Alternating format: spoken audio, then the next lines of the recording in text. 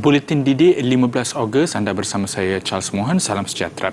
Kementerian Pendidikan KPM akan melaksanakan terlebih dahulu proses pemutihan atau memindah milik tanah sekolah daripada kerajaan negeri kepada Jabatan Ketua Pengarah Tanah dan Galian JKPTG bagi memudahkan perancangan masa depan infrastruktur pendidikan seperti membina sekolah baru atau membaik pulih sekolah daif. Menteri Kanan Pendidikan Datuk Dr. Razidin berkata, antara faktor utama yang menyebabkan usaha menaik taraf sekolah yang mempunyai bangunan daif atau membina bangunan sekolah baru ialah kengkangan berkaitan dengan status tanah. Satu lagi perkara yang kita ingin tekankan adalah berkaitan dengan pemutihan tanah.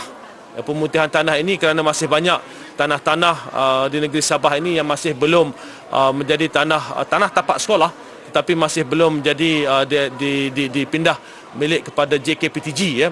Ini menyukarkan kita apabila sampai masa sekiranya kita perlu membuat pembangunan atas tanah tersebut. Jadi kita tak nak berlaku lagi perkara sebegini, sebab itu tumpuan kita selesaikan semua status tanah in the future.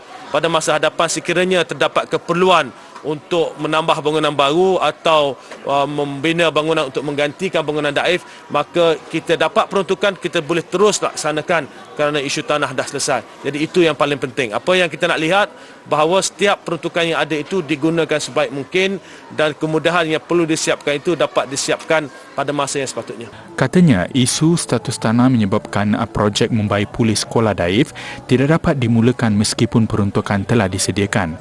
Antara sekolah yang berdepan masalah sedemikian ialah Sekolah Kebangsaan Nanamun di Kota Belud.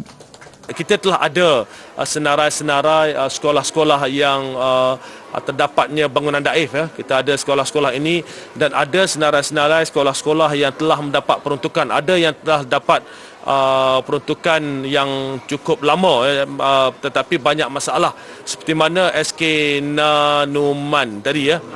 Nanamun tadi, SK Nanamun tadi, saya pernah melawat SK Nanamun ini sewaktu seingat saya sewaktu sebelum pilihan raya negeri Sabah pada tahun 2020, dan di mana pada waktu itu peruntukan telah ada tetapi terdapat isu tanah. Jadi dalam konteks ini kita lihat apakah isunya dan alhamdulillah kita telah selesaikan isu tanah tersebut dan sekarang ini kontraktor telah mula masuk ke tapak. Jadi KPI kita pertama sekali yang telah ada peruntukan kita kena pastikan supaya ianya dapat dilaksanakan segera. Yang telah dilaksanakan kita perlu pastikan bahawa ianya siap dalam masa yang telah ditetapkan. Beliau berkata demikian selepas merasmikan bangunan baru Sekolah Kebangsaan SK Ulu Kukut dan SK Sarang di Kota Belud, Sabah siang tadi. Katanya, sekolah lain yang sedang dalam pembinaan di Kota Belud ialah SK Nanamun dan SK Pandasan serta SK Langkun dan Sekolah Menengah Kebangsaan SMK Langkun di Kudat yang sebelum ini terbengkalai. Sementara itu, KPM akan menambah baik kemudahan asrama sedia ada serta asrama yang bakal dibina di sekolah pedalaman di Sabah bagi memastikan penggunaannya dioptimumkan. Ia bagi mengatasi masalah pelajar yang berdepan kesukaran untuk ke sekolah akibat kekangan kemudahan terbabit.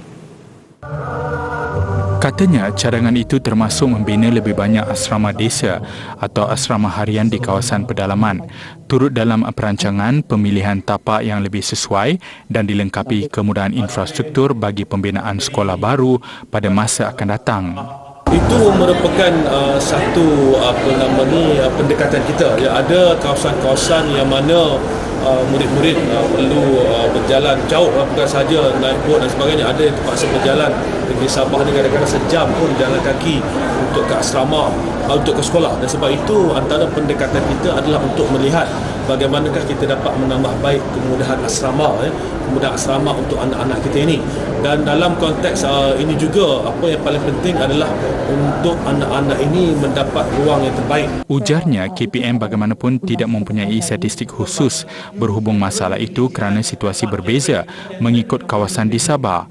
Masalah berkenaan melibatkan infrastruktur di luar sekolah dan bukannya dalam kawasan sekolah yang dipantau KPM. Kementerian Pendidikan KPM akan mengumumkan data sebenar pelajar lepasan Sijil Pelajaran Malaysia SPM yang tidak melanjutkan pelajaran dalam tempoh terdekat. Menteri Kanan Pendidikan Datuk Dr. Razi Jidin berkata, ketika ini KPM sedang mengumpulkan rekod dan data baru mengenai hala tuju pelajar berkenaan selepas tamat menduduki peperiksaan terbabit. Latest survey berdasarkan rekod kita ini kita akan kongsikan dalam masa terdekat dengan umum berkaitan dengan ke mana murid kita selepas SPM. Ini kita baru perincikan data-data kita dan insya-Allah kita akan kongsikan data ini dalam masa terdekat. Beliau berkata demikian kepada media selepas program bersama Semarakan Transformasi Pendidikan Guru Sabah di Pusat Konvensyen Antarabangsa Sabah di Kota Kinabalu semalam. Baru-baru ini media melaporkan kira-kira 390,000 atau 72.1% lepasan SPM membuat keputusan untuk tidak menyambung pelajaran mereka. Menurut Datuk Dr. Razi, kajian itu tidak menyeluruh dan merekodkan ex-cohort atau tidak mempunyai situasi sama. Misalnya, generasi lalu yang kini berusia 70 hingga 80 tahun mempunyai sebab berbeza tidak melanjutkan pelajaran berbanding generasi muda masa kini. Pembangunan kertas putih kesihatan adalah bertepatan bagi merealisasikan sistem kesihatan yang lebih berdaya tahan dan kalis masa hadapan. Perdana Menteri Datuk Seri Ismail Sabri Yaakob berkata, ini kerana kertas putih berkenaan akan mengukuhkan sistem kesihatan negara secara menyeluruh sejajar dengan keperluan kesihatan rakyat ketika ini selain sentiasa bersedia mendepani cabaran dalam tahun mendatang. Cabaran kesihatan yang diharungi sebelum ini dan jangkaan pada masa hadapan, tegas beliau, seharusnya dijadikan sandaran untuk menambah baik dan memperkukuhkan sistem kesihatan sedia ada. Apatah lagi selepas lebih 2 tahun seluruh dunia berdepan pandemik COVID-19. Satu perancangan komprehensif dan menyeluruh perlu dibentuk supaya kesejahteraan keluarga Malaysia kekal utuh pada masa hadapan. Sistem kesihatan negara kita, sama ada kerajaan maupun swasta, telah berfungsi dengan cemerlang sehingga sebahagian besar keluarga Malaysia menikmati tahap kesihatan yang baik, terutamanya ketika kes pandemik COVID-19 memuncak. Namun begitu, kita tidak seharusnya merasa selesa kerana pandemik COVID-19 bukanlah yang terakhir, kerana terdapat pelbagai cabaran baru bakal muncul.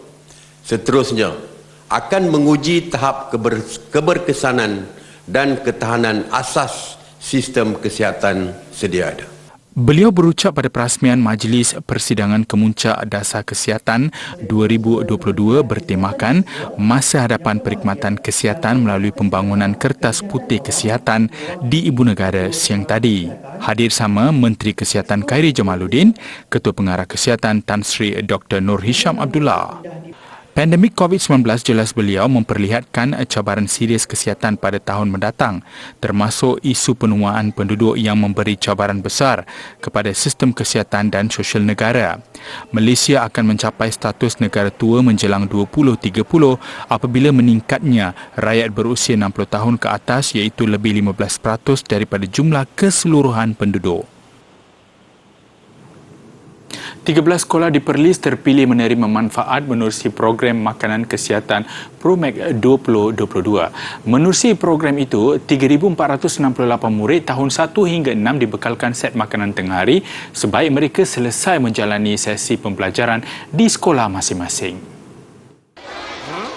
Perlis merupakan negeri keempat pelaksanaannya selepas 2 negeri di Pantai Timur dan Kedah. Sekolah yang terpilih akan menikmati makanan sihat setiap hari bersekolah dalam tempoh 5 tahun bermula hari ini.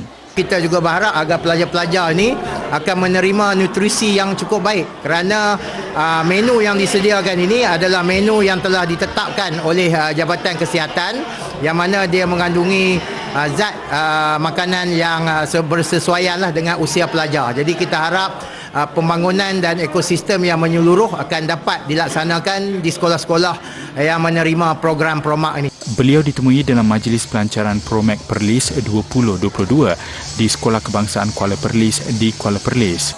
Majlis dirasmikan Pengurus Kanan Bernas Wilayah Utara Mat Kamil Samsudin. Terima kasih sebab bagi kami makan setiap hari. Lepas tu tak payah balik rumah dah. Pergi kafar terus. Saya makan tu rasa best dan sedap lah kan. Macam kalau saya makan nasi, bukan bos saya tak makan sangat bos. Promek merupakan inisiatif kumpulan padi beras nasional Berhad Bernas dan Central Sugars Refinery Sdn Berhad CSR dengan kerjasama Kementerian Pendidikan KPM dengan Kementerian Kesihatan KKM dalam usaha membekalkan generasi muda dengan makanan berkhasiat.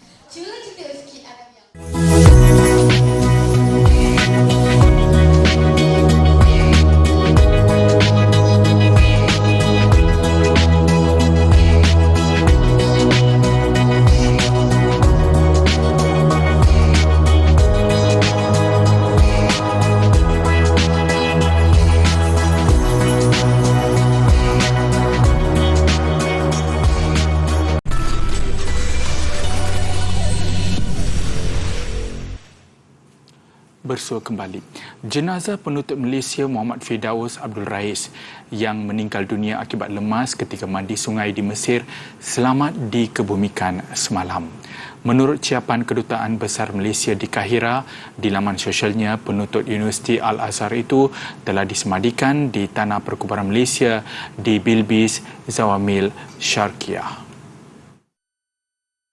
Solat jenazah disempurnakan sendiri oleh Menteri Besar Kelantan, Dato' Ahmad Yaakob yang secara kebetulan berada di Mesir atas urusan rasmi sebelum dikebumikan pada pukul 5.50 petang waktu Mesir semalam atau 11.50 malam waktu Malaysia. Pihak Kedutaan Besar Malaysia mengucapkan terima kasih atas kerjasama pelbagai pihak yang terbabit dalam urusan pengurusan jenazah Muhammad Firdaus. Allahyarham yang berusia 25 tahun lemas ketika mandi di sungai dekat empangan Kanatir, Khairia dalam aktiviti perkelahan dengan 10 rakannya yang lain Jumaat lalu.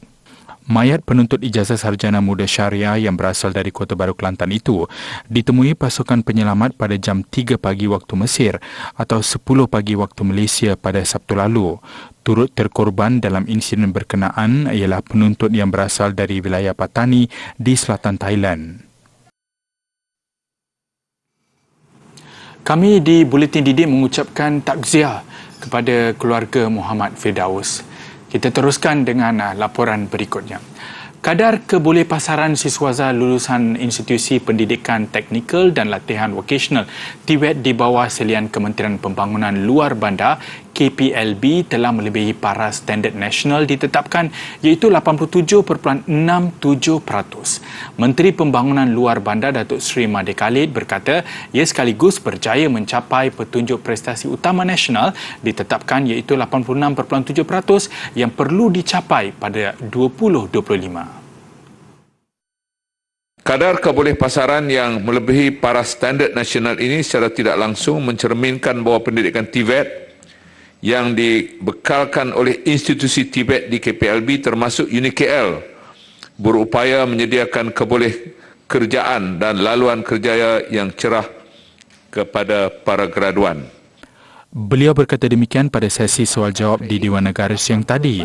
Ujarnya, pelajar TVET aras tinggi dilengkapkan dengan lesen profesional yang diiktiraf antarabangsa dan membolehkan mereka mendapat pekerjaan di peringkat global. Institusi TVET juga katanya giat menerapkan aplikasi revolusi industri 4.0 seperti internet pelbagai benda, kecerdasan buatan dan sekuriti cyber dalam program-program yang ditawarkan. Sebanyak 280 institusi pendidikan TVET at KPLB menawarkan 515 program atau kursus TVET dalam 15 kluster kemahiran.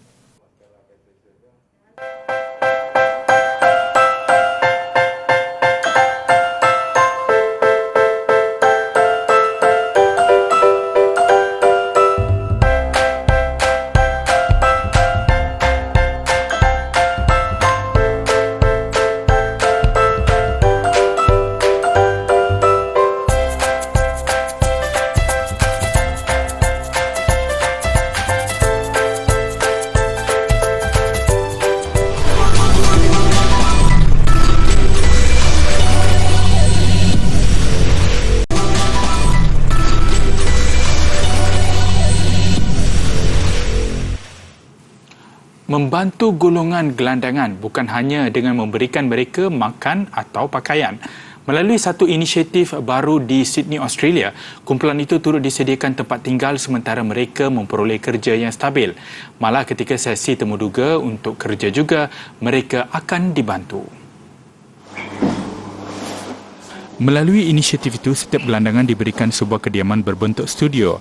Ia memberikan mereka peluang baru dalam menjalani kehidupan. Seramai 22 orang gelandangan terpilih. Salah seorang daripadanya, Craig John Bullman, sebelum ini tidur di dalam kereta selama 6 bulan selepas keluarganya berpisah. Bullman tidak mempunyai tempat untuk dituju sehinggalah dia menjumpai sebuah badan kebajikan dikenali sebagai Dignity. They just don't give you the job and you just turn up there Monday. You've got to go for the job interview, talk to the bosses, do your resume. It's been normal again. Kajian mendapati gelandangan agak sukar untuk keluar dari kitaran yang membelenggu mereka. Ini kerana kebanyakan mereka tiada tempat tinggal tetap untuk dihubungi. Melalui bantuan Dignity, mereka diberikan tempat tinggal percuma selama 12 bulan sehingga mereka memperolehi semula keyakinan dan kewangan yang stabil. What we're trying to achieve in this program is to really reduce the pressures of that food, clothing, shelter. Bagi gelandangan yang cuma tinggal sehelai sepinggang, blok Pangsapuri itu turut menyediakan sebuah bilik persalinan berserta pakaian percuma. Ini menambahkan keyakinan mereka untuk hadir temuduga bagi kerja baru. Dan jika perlu, gelandangan terbabit turut diberikan makanan percuma. Dignity diasaskan melalui sumbangan orang ramai dan berharap membina sebuah blok lagi untuk gelandangan lain.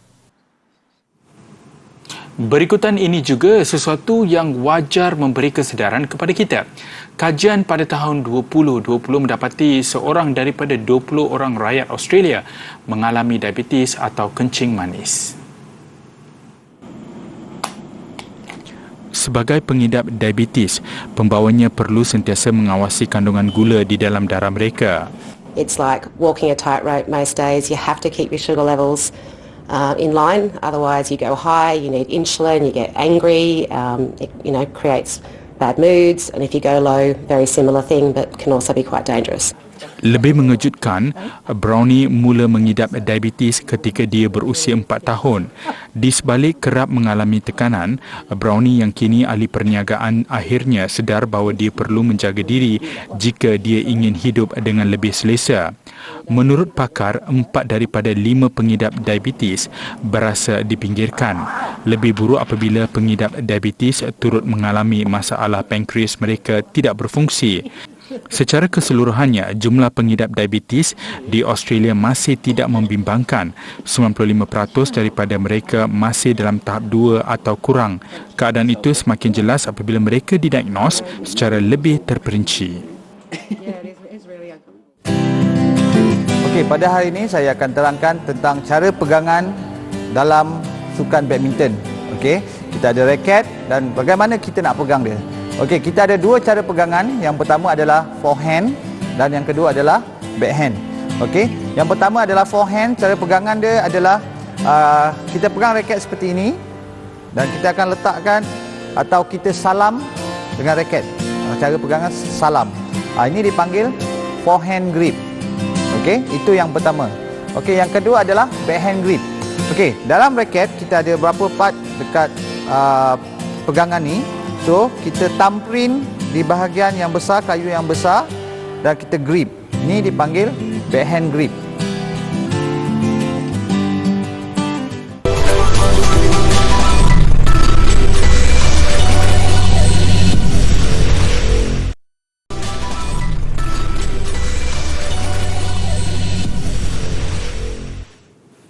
Bersa kembali, ganjaran RM20,000 kepada atlet yang berjaya memecahkan rekod kebangsaan di Tamasya Sukan Institusi Pengajian Tinggi Sukit.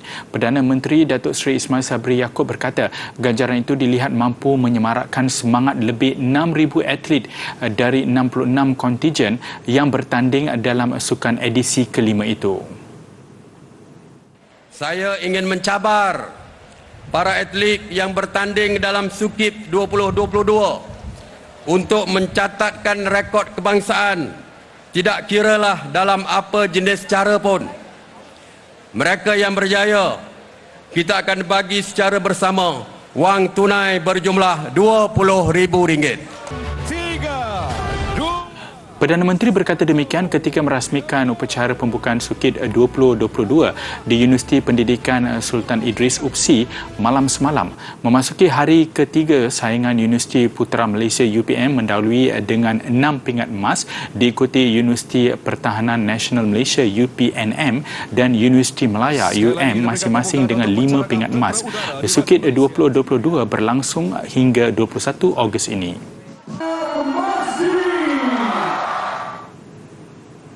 Kita beralih ke bola sepak Liga Premier. Perlawanan tunggal yang berlangsung semalam menyaksikan Kuching City menewaskan skuad projek FAM MSN 3-0. Kemenangan ini mengukuhkan kedudukan Kuching City di tangga keempat.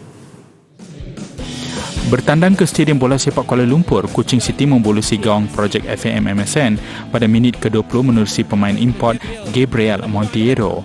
1-0 mendahului pada babak pertama. Kuching City melebarkan kedudukan kepada 2-0 hasil jaringan Amir Amri Saleh cuma 3 minit permainan bersambung. Skuad projek FAM MSN nyata tidak mampu menyaingi pengalaman lawan yang menambah gol ketiga pada minit ke-55. Gol menerusi jaringan seorang lagi pemain import Yuki Takigawa dan kedudukan 3-0 kekal sehingga tamat permainan. 3 mata diraih Kuching City menamatkan penantian kemenangan pertama skuad bimbingan Irfan Bakti yang sebelum ini tewas 2 dan seri sekali pada 3 perlawanan terdahulu. Majlis Olimpik Asia OCA buat julung kali menganjurkan kem terjun remaja Asia di Kuala Lumpur bermula hari ini hingga Ahad bagi membangunkan sukan itu secara lebih menyeluruh di benua ini. Kem itu juga bertujuan merapatkan jurang antara China dan negara-negara seperti Jepun, Korea Selatan, Korea Utara serta Malaysia. Ia mendapat sambutan amat menggalakkan menerusi penyertaan hampir 60 peserta luar seperti dari Singapura, Iran, Iraq dan Lubnan. Kem Sukan Terjun Remaja 2022 mengutamakan 3 perkara asas, iaitu pembangunan, kejurulatihan dan teknikal pertandingan. Menurut Ketua Pembangunan Atlet OCA Tony Taraf, seramai 28 penerjun muda, 15 jurulatih dan 17 juri bakal mendapat ilmu baru berkenaan sukan terjun. Usually, as far as I know, the athlete diving you start at an early age. So this is a great opportunity for them to develop with their coaches and definitely to become stars. And most important thing is not only to become a star and the Olympic medalist, but it's a great opportunity that they are giving their best, they are enjoying, they are educating themselves. So it's a combination of becoming a star and also giving their best and enjoying diving and what they are doing. Untuk rekod, Malaysia muncul negara kedua di Asia selepas China dalam meraih pingat acara terjun di pentas sukan Olimpik sejak ia mula diperkenalkan pada edisi 1984. China jelas terlalu dominan dengan menduduki tangga teratas apabila mengumpul 49 pingat emas, 46 perak dan 46 pingat gangsa. Manakala Malaysia sudah mengumpul 2 pingat, masing-masing 1 pingat perak dan gangsa.